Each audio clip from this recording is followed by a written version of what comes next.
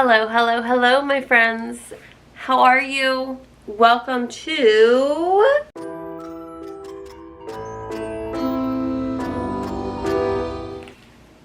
Crimes with Cole. So, with Halloween quickly approaching, it has just dawned on me how much Halloween candy I am going to have in my house. It makes my teeth hurt thinking about all the sugar.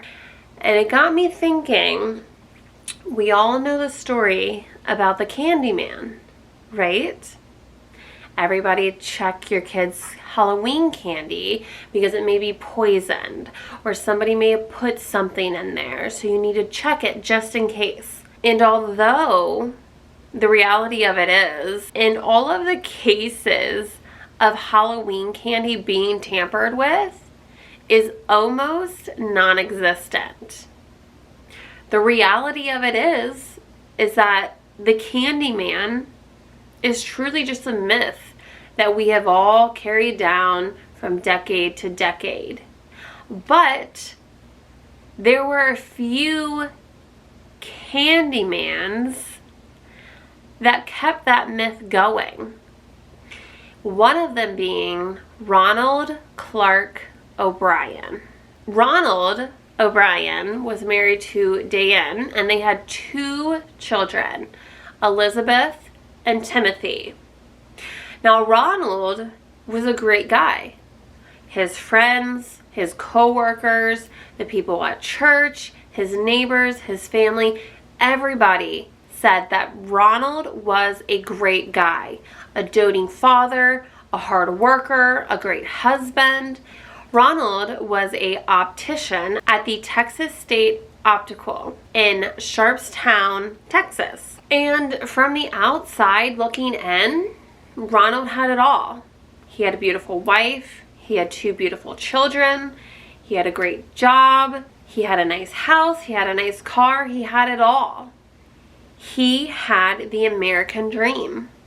It wasn't until you started peeling back the layers and seeing all of Ronald's dirty secrets that he kept hidden. And one of those dirty secrets was not deeply hidden. And it was the fact that Ronald was severely in debt. Ronald was about $100,000 in debt. He was deferring on loans. His cars were getting ready to be repoed. And he could not hold a job. And although he had gotten great jobs, although he was offered great positions and took them, he was then quickly terminated from them because he had a horrible habit of fraudulent behavior. Ronald had such a hard time keeping jobs. It was reported that he had 21 different jobs in a 10-year period. 21 different jobs. But when he had landed his job at Texas State Optical, he was earning a salary of $150 per week. Halloween of 1974. Ronald and his neighbor Jim Bates had decided to take the children trick-or-treating. They took Ronald's 2 children, Elizabeth and Timothy, and alongside with Jim's 2 children. And the 6 of them set out to trick-or-treat. While the kids were running from door to door, holding their bags open, asking for more and more candy, they had stumbled upon a house where the lights were off, completely dark. The kids, still eager to get more and more candy, rushed up to the door, banged on the door, they're ready for their candy, but nobody had answered. So Ronald decides that he'll go up to the house and he'll knock on the door. So he goes up, bangs on the door, nobody answers. The kids are eager. They want their candy. So they just decide that they're going to go on to the next house. They go on to the next house. Ronald tells Jim, "Don't worry about it. I'll catch up with you. Go ahead." You know, I'll just wait for them to answer the door. I'll catch up, no worries. Mysteriously, a few houses down, Ronald pops up with 5 pixie sticks. And they're not the little paper ones either. They're the big, huge, 21-inch plastic ones. Because the paper ones just don't do the job. They don't get the job done the way the big plastic ones do. So, he gives them to the kids. He gives them to Jim's 2 kids. He gives them to his 2 kids. And then he had noticed a little boy passing by that was a familiar face. He was a little boy that Ronald always saw at church. And he decided to give him a remaining pixie stick. Ronald and Jim decided to call it a night. It was rainy. It was getting cold. The kids had gotten enough candy. You know, they were ready to call it a night. So back at home, 8-year-old Timothy and 5-year-old Elizabeth beg and plead for their mom and dad to give them some candy. They just want a few pieces. They're excited. They got all this candy. They just want a few pieces. You know, Ronald and his wife had caved. They let them have a few pieces. So Elizabeth goes, she grabs her piece, and Timothy goes, and he grabs his piece, and he had grabbed the big, giant, 20-inch pixie stick. And he was so excited, and he tried to rip it off, and he pulled it, and finally it bust open. And he was like, ah, I got my sugary stick, and I'm ready to eat it all. So he grabs the pixie stick and he goes to put it in his mouth, but it's like stuck, right? And he's like, Dad, please help me. I really want this pixie stick. So his dad grabs the pixie stick and kind of mushes it a little bit, you know, loosen it up so it's not stuck to the sides. So, you know, they pack them down in there, and then, you know, it defeats the whole purpose of it just pouring into your mouth. You know what I mean? So he helps them loosen up the sugar. And Timmy grabs pixie stick and he just pours it in his mouth. And then he takes a taste and he's like, Dad, that's like bitter. That is a bitter, nasty taste. So his dad says, it's fine, let me grab you some Kool-Aid. So Ronald goes, he gets Timothy a cup of Kool-Aid, hands it to Timothy. Timothy takes a drink of the Kool-Aid, and then he starts telling his dad, well, my stomach hurts real bad, Dad. Something doesn't, you know, that hurt my stomach. You know, little Timmy goes into the bathroom, and by this point, you know, he's crying. His stomach hurts him so bad. He's vomiting, started having convulsions. Ronald runs in after him, trying to comfort him the best he can. So Ronald rang 911. He's holding little Timmy in his arms. Timothy's crying. He's holding his stomach. It hurts. He can't stop shaking. And then all of a sudden he goes limp.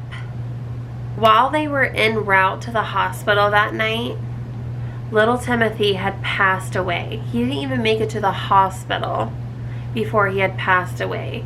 When they had arrived at the hospital, they asked what had happened.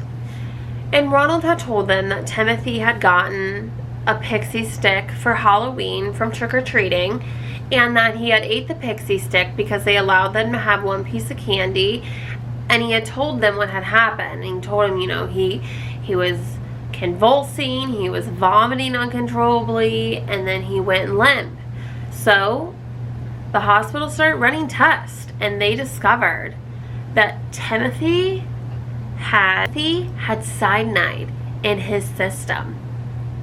So they alerted the police, and when word got out that there was cyanide in the Halloween candy, everybody freaked out. Everybody.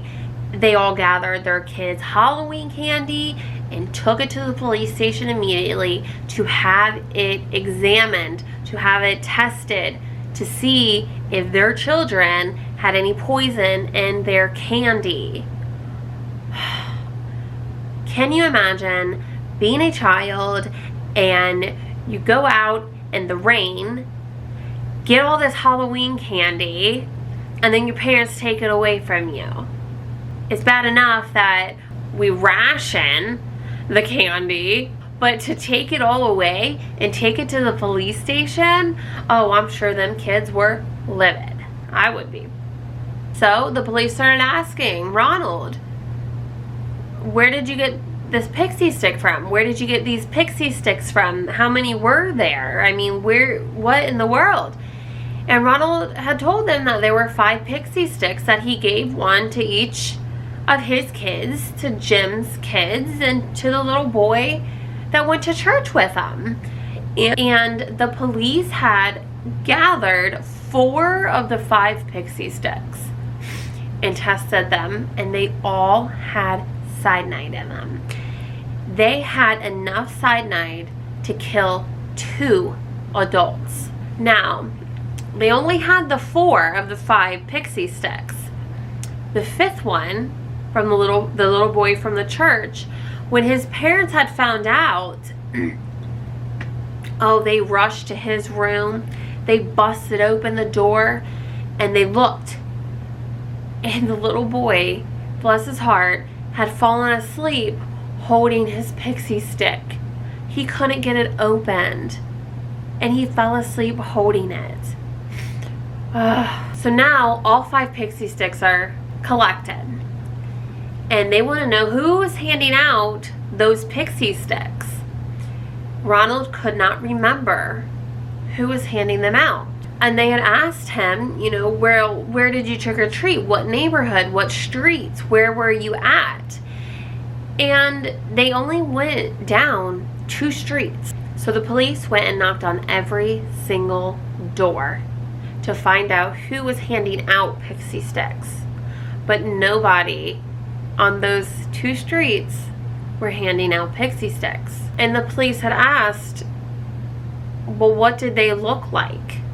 What did the people who handed that out look like? And Ronald said, oh, I don't know. It was dark. I couldn't see their face. All I could see was a hairy arm that was similar to a man's. And the police had asked, can you come with us? Can we drive down the street? Can you show us where you got these pixie sticks from? So Ronald had agreed. And when they drove down the street, they drove past the house that did not have the lights on, and Ronald told them, that was the house where I got the pixie sticks from. When Ronald had pointed out the house, the police officers had gone up and knocked on the door, and sure enough, a man lived there by the name of C.E. Melvin. The police had asked Mr. Melvin about Halloween night and what candy he was handing out, and if he had handed out the ginormous pixie sticks. Except Mr. Melvin said that he didn't hand out Halloween candy that night, that he was at work. And the police checked his alibi, and it checked out. He was an air dispatcher at Hobby Airport. Mr. Melvin had told his wife and daughter that since he had to work, keep the lights off. That is the ultimate, I'm not participating in Halloween this year sign. And so they did. By this point, the police are now becoming suspicious of Ronald. He has lied. All 5 of these pixie sticks have cyanide in them.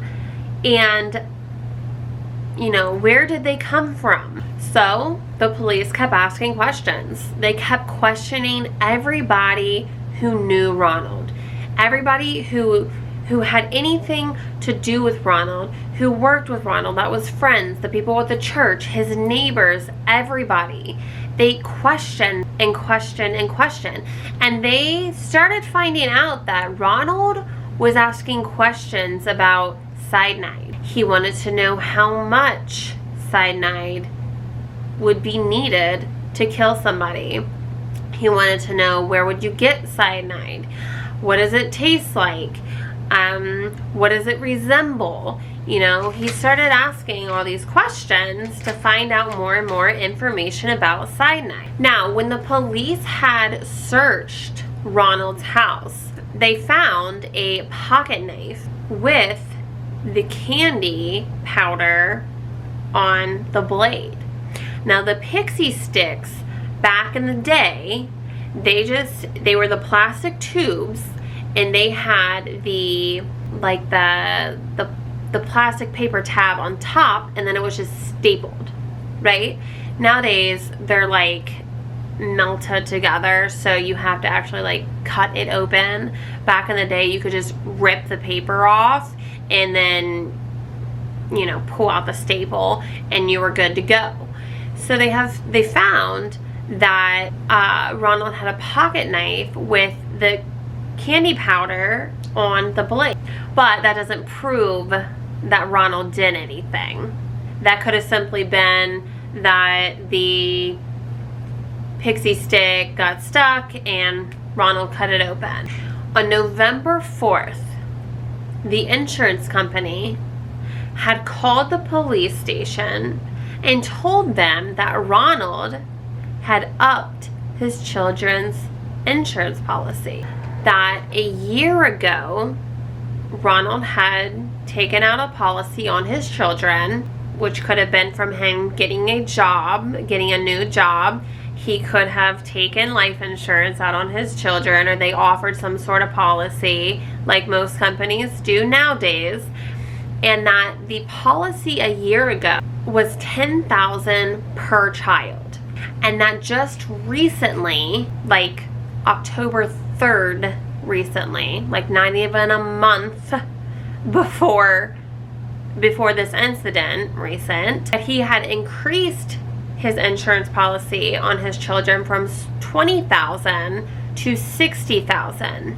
But there was a stipulation on the policy changes, and that stipulation was that Ronald's wife could not sign for the payout. It had to be Ronald that signed for the payout money. And when the police had asked Ronald's wife about the insurance policies, she knew that Ronald had the $20,000 on both kids. She had no idea that Ronald had upped the insurance policy as much as he did. She had no idea that she was not allowed to sign the insurance policy, and that Ronald was the only one who was allowed to sign to receive the benefits.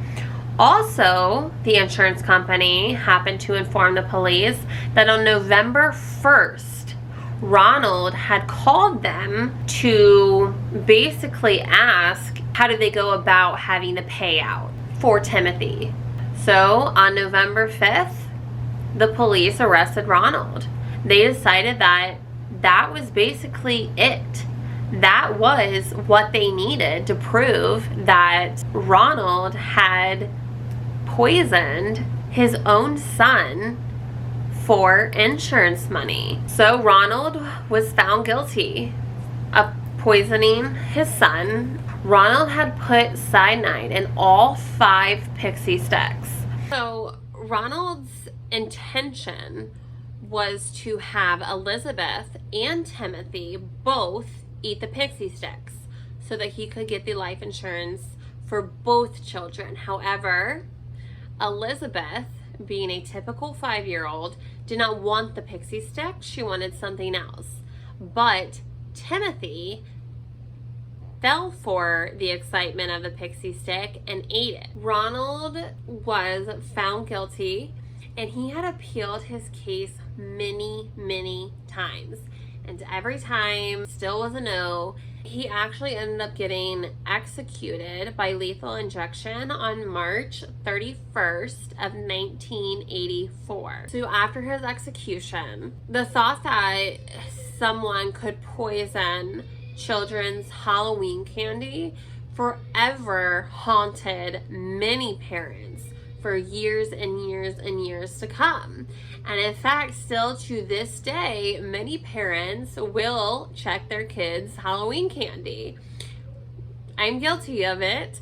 And even though the cases in reality are close to nothing, the ones that have been reported are it's usually because, you know, of a prank gone wrong, or a very weird, rare case with a very strange circumstance.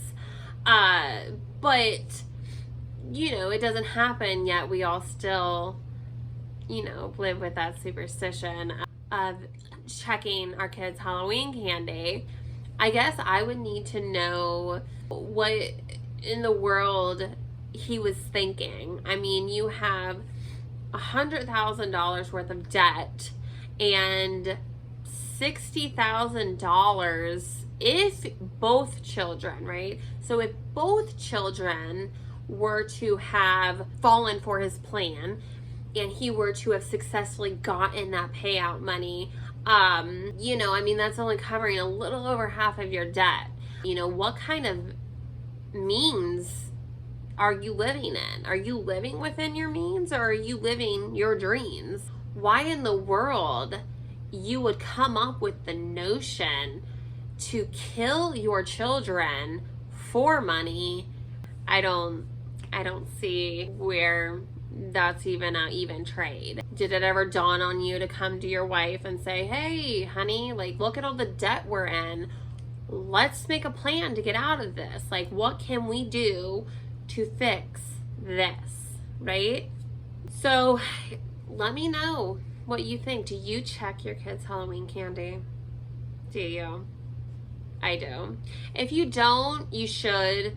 And then just get all the good pieces out, right? Like all the Reese Cups, the Twix, the Hershey's, the Tootsie Rolls, right? Get all the good stuff out. Those are always the ones that are bad. You know what I mean. Until next time, please remember to be safe, and I will see you then. Bye.